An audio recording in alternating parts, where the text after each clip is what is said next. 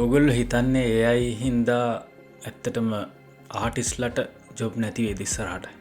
ආටිස්ලා කියන්නේ hand drawing animation කරන අය, ඊට පස්සේ කැරක්ටර්ස් හදන අය, කාටූන්ස් හදන අය, පෝස්ටර්ස්, මේ වගේ ඩිජිටල් ආර්ට් හරි, ඊට පස්සේ නැත්තම් පේන්ටිං වගේ දේවල් කරන අයට ඉස්සරහට ජොබ් නැත්තම් මාකට් එකක් නැති වෙයි කියලා ඔයගොල්ලෝ හිතන්නේ. ඉතින් මං අද ඒ ගැන මට හිතන විදියට තමයි මං මේ වීඩියෝකට අදහසක් දක්වන්න යන්නේ. මොකද දැන් AI එක්කත් පොඩ්ඩක් මගේ කාටුන් වැඩවලට උදව්වක් ගන්න දේවල්, ඊට පස්සේ ඒකෙන් වෙන ඉන්ෆ්ලුවෙන්ස් එක, ඒ එක්ස්පීරියන්ස් එකත් එක්ක මං ඉතින් අද ඒ ගැන ඔයගොල්ලොන්ට කතා කරන්න ආවා. ඔයගොල්ලෝ දැන් මේ channel එකත් එක්ක සෙට් වෙලා ඉන්නේ මේ වගේ drawings කරන්න, ඇනිමේෂන් හදන්න ආසයිනේ. හින්දාම ඇත්තටම AI generated art ආපු මුල් කාලේ අපි හැමෝටම ඒකේ අර කියනවනම් ආතල් එකක් තිබ්බනේ. කියන්නේ මාර පුදුම දෙයක්. අපිට වචන ටිකක් ගහව ගමන් කැරක්ටර් එකක් හැදිලා එනවා. ඕනම ආර්ට් එකක් කොට දාගන්න පුළුවන් මේකෙන්. AI වලින් හදපු වීඩියෝස් උනත් මාර ඉදිරියට ට්‍රෙන්ඩ් වුණා. හැබැයි දැන් ඔයගොල්ලන්ට ටිකක් දැනෙනව නේද මේ අපි මොකක් හරි සෝෂල් මීඩියා වල YouTube එකේ හරි Facebook හරි ඕනම platform එක AI art එකක් දැක්ක ගමන් අපි ඒක ටග් ගාලා skip කරනවා නේද? ඒක බලන්න හිතෙන්නේ නැහැ නේ. කියන්නේ මොන තරම් quality story එකක් වුණත් අපිට ඒක feel වෙන්නේ නැහැ නේද? ඒ කියන්නේ ඒක හරියට දැනෙන්නේ නැහැ මේ art එක. මොකක් හරි missing ගතියක් දැනෙනව නේද මේ AI සම්බන්ධ වීඩියෝස් හරි ෆොටෝස් හරි දකිද්දි. හැබැයි කවුරු හරි ඇත්තටම මහන්සියලා හදපු ඇනිමේෂන් එකක් හරි නැත්තම් කරපු ඩ්‍රෝයින් එකක් හරි කියන්නේ චිත්‍රයක් වගේ දෙයක් බලපුවම අපිට ඒකේ අර අමුතු ෆීලින් එකක් දැනෙනවා. ඒ කියන්නේ ඇත්තටම දැන් මේ AI වලින් කරන්නේ අපි නිකන් වචන ටිකක් දීලා ආර්ට් එකක් ජෙනරේට් කරන එකනේ. නැත්තං අපි මොනාරි වචනටයක් දීලා වීඩියෝ එකක් ජෙනරේට් කරන. හැබැයි අපිට ඒකට හැඟීමක් දෙන්න බෑ. ඒකෙන් හැදෙන වීඩියෝ එකට හරි ඉමේජ් එකට හරි අර මිනිස්සුන්ට දැනෙන හැඟීම ඒකේ නෑ. වචන ටිකකින් හැදෙන ආර්ට් එකක් විතරනේ තියෙන්නේ. ඒ හැඟීම මිසින් කියලා ඔයගොල්ලන්ට දැනෙන්නේ නැද්ද මේ AI සම්බන්ධ දේවල් බලද්දි? ඒ හැඟීම ඉතින් ඇත්තටම මේ මිනිහෙක් කරන්න මන්න හිතන්නේ මේ AI එකට ගොඩ දාන්න පුළුවන් කියලා. ඉතින් මේ AI සම්බන්ධ කියන්නේ හැමෝම කම්මැලි වෙනවා මට දැනෙන විදිහට ඉස්සරහට ඩ්‍රෝයින් කරන්න ඕනේ මොන මගුලක්ද බම් මේ AI తీරනේ පට ගාලා ජෙනරේට් කරගන්න තියෙන්නේ අර මේ කියලා. මුළු ක්‍රවුඩ් එකටම මේකට යොමු වෙනවා. හැබැයි ඇත්තටම තව කාලෙකදී වෙන්නේ තමන්ගේ ස්කිල් එකෙන් ආටිස් කෙනෙක් වෙච්ච එක්කෙනෙක්ට මාර විදිහට ඔපචුනිටි එකක් එනවා ඉස්සරහට. මම මේ ළඟදී උනත් දැක්කා අර මේ හෑන්ඩ් ඩ්‍රෝයින් වලින් කාඩ් පැක් එකක් හදලා තිනවා කවුරු හරි ගර්ල් කෙනෙක්. ඒකට උනත් මාර විදිහට යාට ඕඩර්ස් එහෙම වෙලා තිබ්බා අර නිකන් අපේ ලාංකීය මේ චිත්‍ර කලාව යොදාගෙන යා ලස්සන්ට කාඩ් පැක් එක හදලා තිබ්බා නිකන් අර මුලා දෑනි ටයිප් එකේ.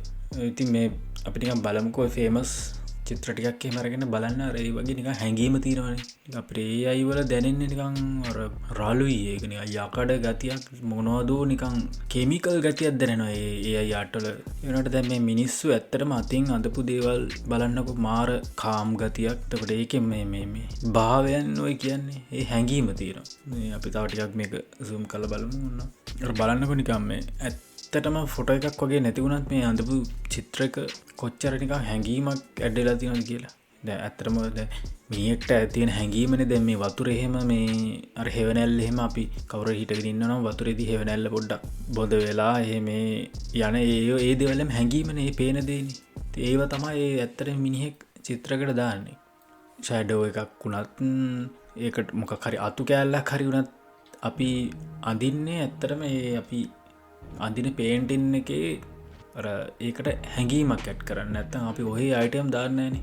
මේ AI වලින් හදන ආර්ට් වල ලොකුම අවුල තමයි අර අපි ටයිප් කරන වචන ටික ඇරෙන්න ආය අමතර මුකුත් දෙන්නේ නැහැ ඒකට. කියන්නේ ඒකට හිතන්න බෑ ඇත්තටම. හරි මේ සීමාකාරී වෙනවා ඒ ආර්ට් එක. ඉතින් ඕගොල්ලෝ ඇනිමේෂන් හදනවා නම් ඊට පස්සේ ඩ්‍රෝයින් වලට ආසයි නම් මම කියන්නේ ඒක දිගටම කරගෙන යන්න අතාරින්න එපා. ඔයගොල්ලෝගේ වැඩ හරි අධ්‍යාපන හරි ඒ දේවල් තියෙනවනේ ඒවත් කරගෙන යන ගමන් මේ හොබි එක විදිහට මේක දිගටම කරගෙන යන්න. ඔයගොල්ලෝ ඉස්සරහට කරන වැඩවලට ඒක මාර විදිහට වුමනාවි මේ කියන්නේ ඔයාට කිසිම දෙයකට ඩිපෙන්ඩන්ට් ඕනේ නැහැ. ඔයාගේ ආර්ට් එක ජීවිතේ කරගෙන යන්න පුළුවන්. මොකද දැන් මේ ඉස්සරහට මේ AI හැම දෙයකින්ම හැදෙන්නේ බොහොම කම්මැලි පරම්පරාවක කම්මැලි මේ සමාජයක්. එතකොට මේ වගේ ස්කිල් එකක් හදාගත්ත කෙනෙක්ට මාරදිකට මේ මිලක් හම්බෙලා ඒක දැනෙනවා මේ ආට් එක්ක වැඩ කරද්දි මේ ඉස්සරහා බොහෝ විට ඉතින් තව අවුරුදු 5-6ක් 10ක් ගියට පස්සේ මේ ඇත්තටම මේ අර සාම්ප්‍රදායික ස්කිල් වලට ආයෙ තැන එනවා. නිකන් ඇත්තටම කිව්වොත් ගොවි තැනේ ඉඳලා ගොවියොන්ට හිටන් තැනක් එනවා ඉස්සරහට. මොකද අඩු ගන්න කුඹරක්වත් හදාගන්න බැරි මිනිස්සුනේ ඉස්සරහට බී වෙන්නේ මේ සෝෂල් මීඩියා ඊට පස්සේ ෆෝන්ස් ඉන්ටර්නෙට් ඕවත් එක්ක.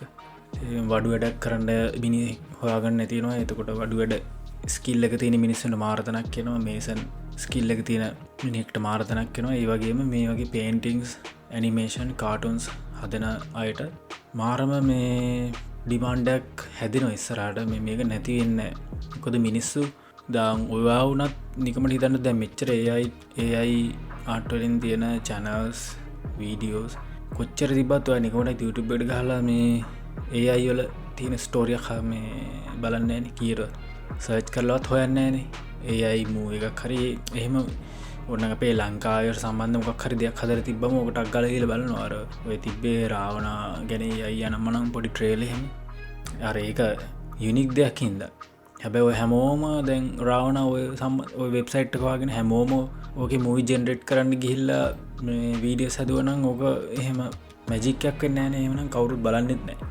ඉතින් මොකද ඒක හැමෝටම කරන්න පුළුවන්. ඕනම කෙනෙක්ට අදාළ වෙබ්සයිට් එක හොයාගත්තොත් ගියා වචන ටික ටයිප් කරා ආට් එක ජෙනරේට් කරා. එතකොට අර මේ අර දිලිසෙන හැමදේම රත්තරන් නෙවෙයි වගේ තමයි. ඒකේ වටිනාකමක් නැති වෙනවා. මිනිහෙක් අමාරුවෙන් කාලේ කැප කරලා හදන ආට් එක තමයි මාර වැලියු එකක් තියෙන්නේ. මේ අපි කවුරුත් බලපුව සූරපප්ප හැමුණත් බලන්නකෝ.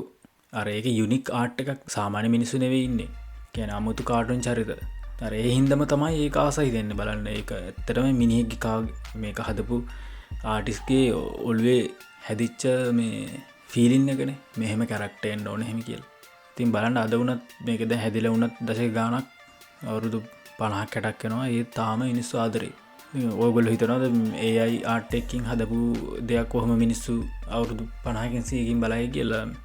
ඒ වගේ අර වැලියු එක නැති වෙනවා. කියන්නේ ඔය ප්‍රෝග්‍රෑමින් සොෆ්ට්වෙයාර් ඉන්ජිනියර් ඔය වගේ දේවල් වලට AI හැන හෙල්ප් එකක් දුන්නට මං හිතන්නේ මේ හියුමන් ආර්ට් වලට චර එක සෙට් වෙන්නේ නැති වෙයි. මොකද මේ අර පේන්ටිංස් ඇනිමේෂන් කාටුන් වගේ දේවල් අර ෆීලිං එක්ක ගනුදෙනු කරන දේවල්.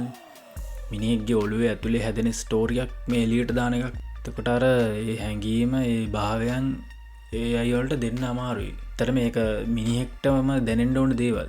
ඉතින් ඒ වගේ හැදෙන ආර්ට් ඉස්සරහට මම හිතන්නේ මේ මාරතනක් හම්බෙනවා. ඒ හින්දා ඕගොල්ලෝ මේ වගේ මොනවද කාටුන් හදනවා නම් ඩ්‍රෝයින්ග්ස් වගේ දේවල් කරනවා නම් ඒක නතර කරන්න එපා. ඒ වගේම ඔය AI වලට හුරු වෙන්න යන්නත් එපා. පුළුවන් තරම් ඔයාම හොබි එකක් විදිහට ඒව කරන් යන්න. අඳිනවා නම් නිතරම අඳින්න. තව ඔය පරණ පොත්පත් තියෙනවා නම් ඒවා රෙෆර් කරලා ඔයාගේ ස්කිල් එක හදාගන්න. ඔයාටම යුනික් ආර්ට් එකක් හදාගන්න. ඒකම කවදා හරි ඔයාගේ බිස්නස් එකක් වෙන්නත් ඉඩ තියෙනවා. ඔය මේ වගේ දැන් සූරපප්පා වගේ ඊට පස්සේ ස්නූපි එතකොට ඔය මාවල්ස් අනම්මනම් ඒ හැමදේම මේ මිනිස්සුන්ගේ හිතේ හැදිච්ච සිතිවිලිනේ ඔය ආර්ට් එක විදිහට එළියට දාලා තියෙන්නේ. ඒවත් ඉතින් ෆ්‍රැන්චයිස් එකක් ගානටම ඇවිල්ලා ඒ කියන්නේ හැම දෙයකින්ම ඉන්කම් එක ජෙනරේට් කරන තත්ත්වයට මේ ඒ ආර්ට් හැදිලා තියෙන්නේ. ඉතින් AI ආටිස්ට්ලාගේ අනාගතේ නැති කරයිද කියන එකට තමයි ඉතින් මගේ අදහස මං අද දැම්මේ. ඉතින් ඕගොල්ලෝ හිතන දේ කමෙන්ට් එකක් දාගෙන යන්න. අපි ඉස්සරහට තව වීඩියෝ ලින්ක් හම්බෙමු. තව ඇනිමේෂන් කියන්නේ කාටුන්ස් වල පාර්ට්ස් අඳින විදිය ඇනිමේට් කරන විදිය මං තව ඉස්සරහට වීඩියෝස් වලින් අරන් එනවා. ඉතින් ඕගොල්ලන්ගේ අදහසත් කමෙන්ට් එකක් දාගෙන අපි ඉස්සරහට කතා කරමු. ජය වේවා.